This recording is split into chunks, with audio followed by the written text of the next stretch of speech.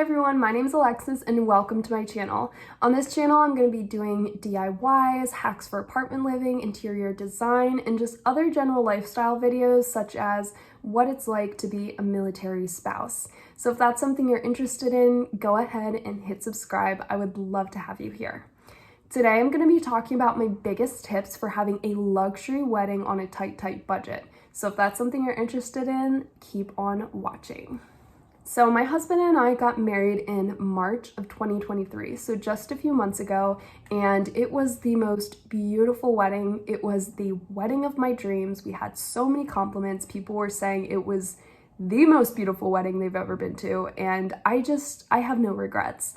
And today I'm here to share with you all of the tips and tricks that I use to save some serious money. So let's begin. My first tip for having a luxury wedding on a tight budget is to choose a hotel venue. So when I first started looking at venues, there were venues that would charge $5, $7, $10, even $20,000 for just the venue. And maybe they would include the basic tables and chairs, but this didn't include, your food, your linens, centerpieces. It included nothing. So we knew that we definitely wouldn't be able to have a wedding if it was going to cost that much money for just the venue. So we started looking into hotel venues, and there are so many perks to having a wedding at a hotel. And one of the perks is that oftentimes, as happened with us, is that hotels will charge per person. So if you have like a 50-person wedding, it will be, $100 or $200, however much the package is per person. So this will often include your linens, tables, chairs, sometimes alcohol, sometimes centerpieces. So it just is a better option for a quote-unquote all-inclusive package if that's something you're looking for. And oftentimes these hotels will charge so much less than a private venue, and they were just as beautiful and elegant, and I think more elegant than some of the private venues. So I definitely would recommend checking out hotel venues first. And when you're choosing a hotel venue, one of the biggest things to consider is the different spaces they have available. So we made sure that our hotel venue had different spaces for the ceremony and the reception, so that it wouldn't feel like we were just all in one space, or that we had to divide the space between the ceremony and the reception and everyone was just standing in a room for 8 hours. So they actually had a small chapel on site, which was something that was a huge perk for us. That's really what drew us to this venue. So we had our ceremony in the chapel and then our cocktail hour / reception in the palm court, and it was so beautiful and honestly not that expensive. And if you're not really interested in a hotel venue and it doesn't really fit your aesthetic, you can't find anything that you really love, I would at least try to look for a venue that includes food with the venue. So food can be one of the most expensive things at a wedding, and personally, it was something we were not willing to negotiate on. We wanted to have good food. Your guests are going to be there for 8, 10, 12 hours, and you want to have a really, really nice meal. Also, my husband and I, we are foodies, so we just knew we wanted to have good food at our wedding. We ended up having steak at our wedding, which was literally, it's like unheard of, but we were able to do it because our venue included the food and they charged much less for it than if we would have hired an outside private caterer. My second tip is to choose a venue that does not charge extra for non-preferred vendors. So most venues will have a preferred vendors list, and these are just vendors they've worked with, they have trust with, good working relations with. And the thing about preferred vendors is that sometimes, depending on the venue, they can have very expensive preferred vendors. So for example, we were looking at a venue that had preferred vendors, and they would charge $200 to bring in an outside vendor, but their cheapest photographer was $5,000. and we just knew that wasn't going to cut it for us. We were not looking to spend $5,000 on a photographer, so definitely finding a venue that will not charge you extra to bring in outside vendors will save you tons of money, because you have the option to really shop around and find a vendor that is within your budget. My next tip is to look for vendors on Facebook and Instagram, especially vendors such as hairstylists and makeup artists.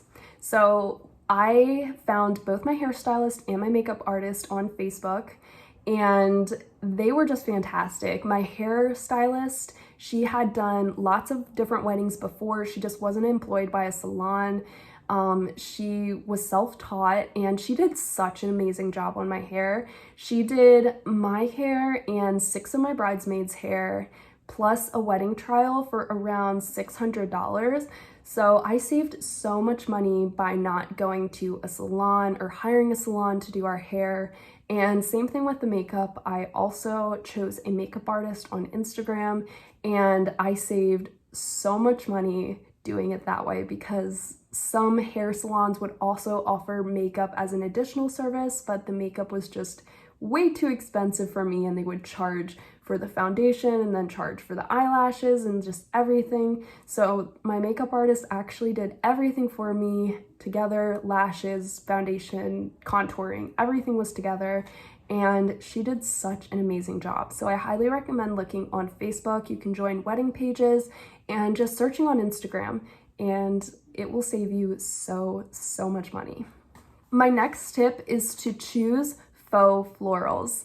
So one thing we ran into when we were looking for wedding florals, and wedding florals was something I really wanted. I had this dream of having big, beautiful flowers, lots of greenery at my wedding, but a lot of florists we looked into were charging a baseline, so you would have to spend at least $3,000 or $5,000 for florals, and we just didn't want to do that, because you know, they're gonna die the next day, and to spend that much money on something that's just instantly gonna die did not seem worth it for us.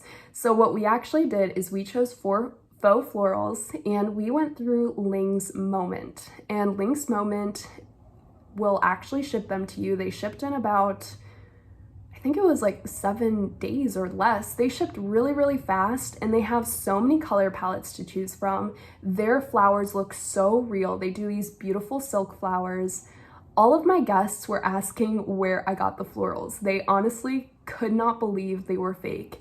And my wedding photos, you can't even tell they're fake, to be honest.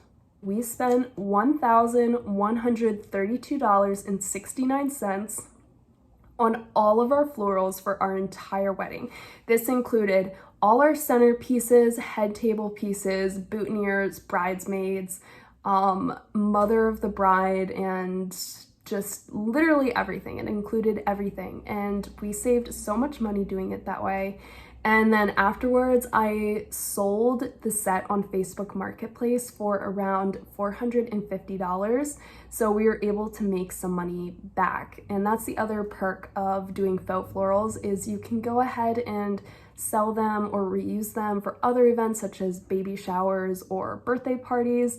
So it's just a great way to save a lot of money. My next tip is to choose a venue that allows you to bring in your own desserts.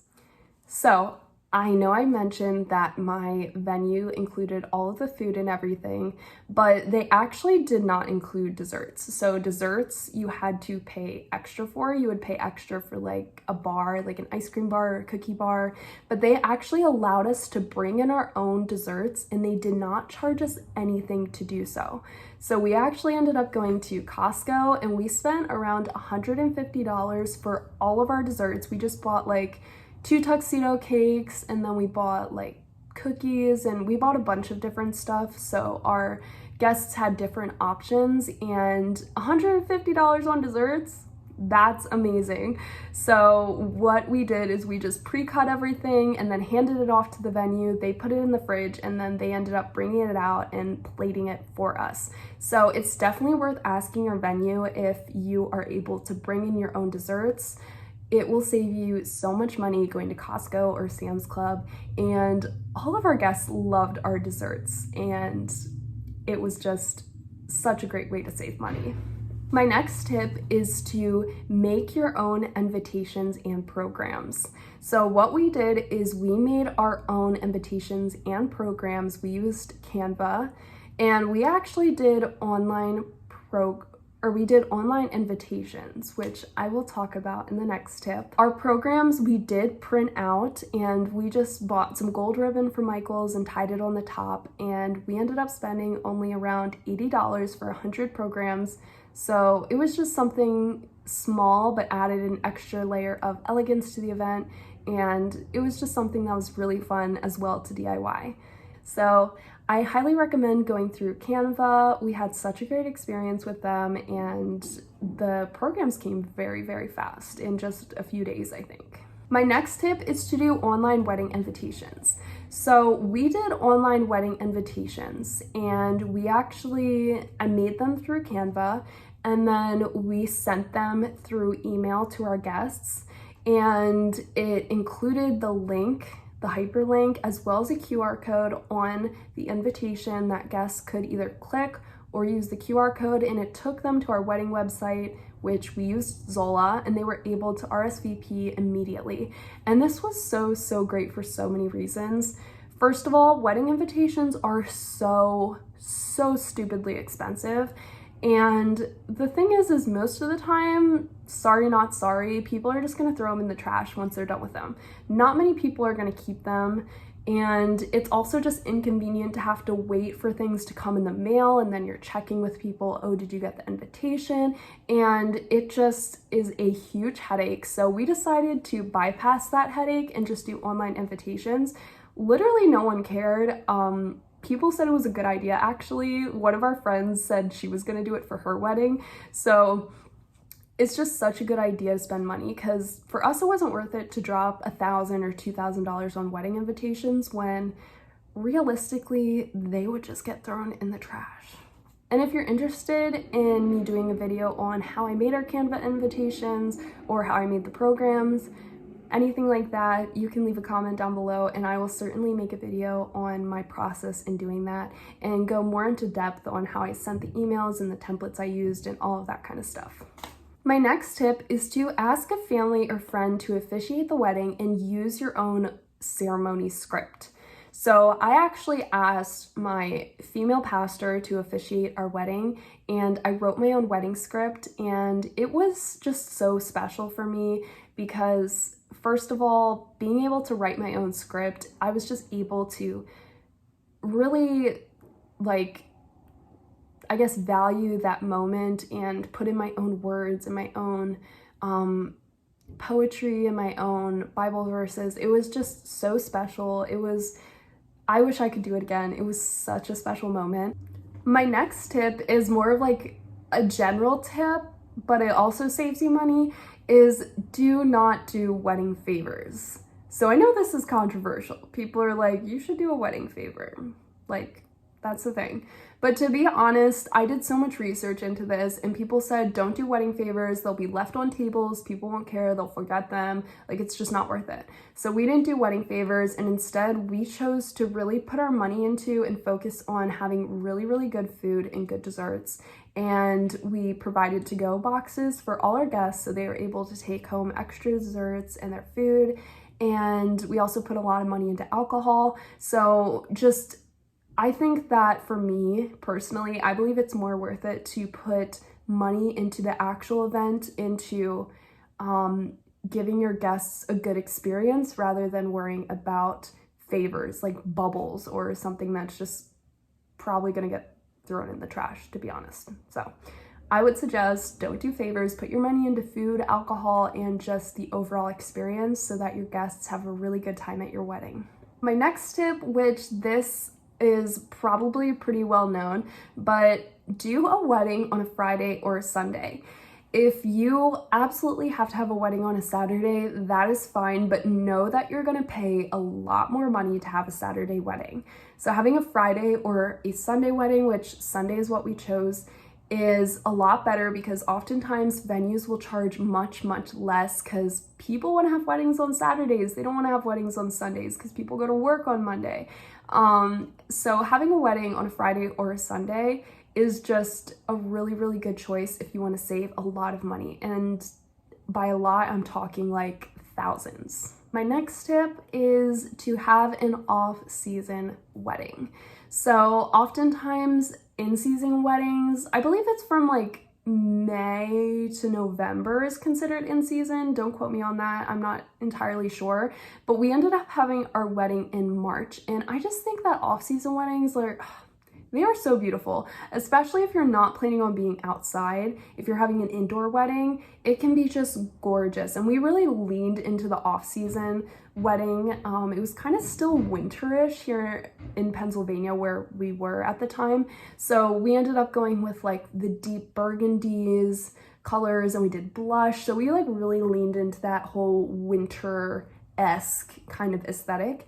And I just think an off-season wedding can be so beautiful, especially I've seen so many Christmas weddings and they're just, they're like amazing. I love it so much. So definitely consider having an off-season wedding. You will also save thousands by doing an off-season wedding. And this also helps if you need to have your wedding on a Saturday.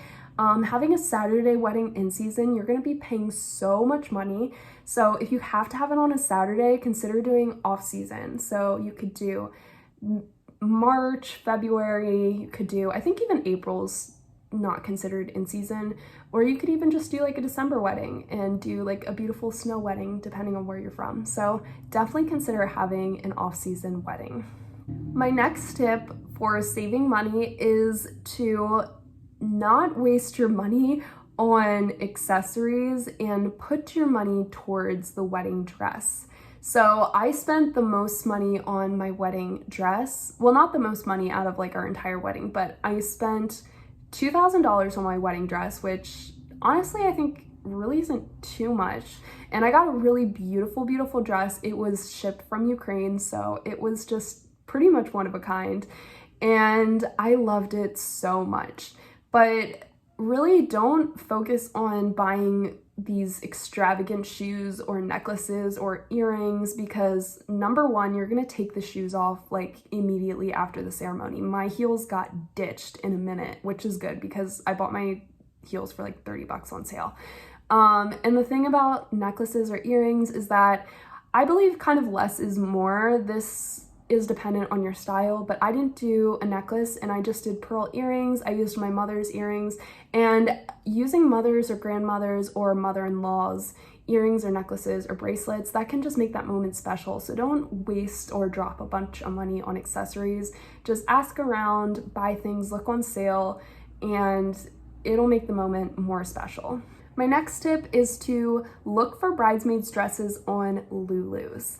So we used Lulu's for our wedding, for our bridesmaids dresses, and we didn't actually pay for our bridesmaids dresses. Our bridesmaids paid for their own dresses, but this was perfect because Lulu's, they got their dresses on sale for $69. And they were in this beautiful burgundy color that perfectly matched the flowers. So I just think that it was really just the perfect place to buy those dresses. And they came so fast. They came in like 2 or 3 days, and my bridesmaids were so happy with them. They said that they would definitely wear them again. So I highly suggest checking out Lulu's for bridesmaids dresses. My last tip is to do a bridal brunch rather than giving your bridesmaids gifts. So one thing that I was considering when thinking about what I would give my bridesmaids as sort of a thank you was that a lot of items that were more geared towards bridesmaids were very like kind of items you would just use on the day of the wedding and then throw in the trash. So, and it just didn't feel very meaningful to me, like getting them like hair ties that said bridesmaid or like, you know, whatever. Like it just didn't feel like meaningful. So I decided to do a thank you by doing a brunch for my bridesmaids. It was so much fun. We did like a gal brunch. I set up my mother's kitchen. We had florals and these beautiful plates and chargers, and we had just like omelets and cupcakes and mimosas. It was so much fun. So I highly recommend do a bridal brunch. It is fun and it really shows that you appreciate your bridesmaids more than, you know, just giving them some useless gifts that probably won't get used again. So those were all of my tips for saving money on a luxury wedding. I hope you enjoyed this video. If you liked it, go ahead and like and subscribe. And if you have any more ideas for wedding related videos or any other types of videos, then go ahead and leave a comment down below. I will see you in my next video. Bye.